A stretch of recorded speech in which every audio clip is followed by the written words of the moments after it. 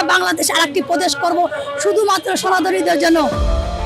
বাংলাদেশে হিন্দুদের জন্য আলাদা প্রদেশ গঠনের হুঁশিয়ারিমূলক বিতর্কিত বক্তব্য দিয়ে আলোচনায় এসেছেন এই নারী, যার বিতর্কিত বক্তব্যের পর সামাজিক যোগাযোগ মাধ্যম থেকে শুরু করে নানা মহলে চলছে আলোচনা সমালোচনা। কিন্তু কে এই নারী, কি তার পরিচয়? জয় বাংলা, জয় বঙ্গবন্ধু। খোঁজ নিয়ে জানা গেছে বিতর্কিত বক্তব্য দেওয়া এই নারীর নাম চৈতালি চক্রবর্তী। তিনি বাংলাদেশ সুপ্রিম কোর্টের আইনজীবী এবং সুপ্রিম কোর্ট বার অ্যাসোসিয়েশনের একজন সদস্য। সংগঠনটির ওয়েবসাইটে তার নাম সার্চ করে এই তথ্য নিশ্চিত হওয়া গেছে। এছাড়া বিভিন্ন সময় বিভিন্ন গণমাধ্যমে দেওয়া সাক্ষাৎকার বা বক্তব্যের পরিপ্রেক্ষিতে জানা গেছে তিনি ২৪ জুলাইয়ের মানবতা বিরোধী অপরাধে জড়িত ও কার্যক্রম নিষিদ্ধ আওয়ামী লীগের একজন কট্টর সমর্থক এবং শেখ মুজিবুর রহমান ও শেখ হাসিনার ভক্ত।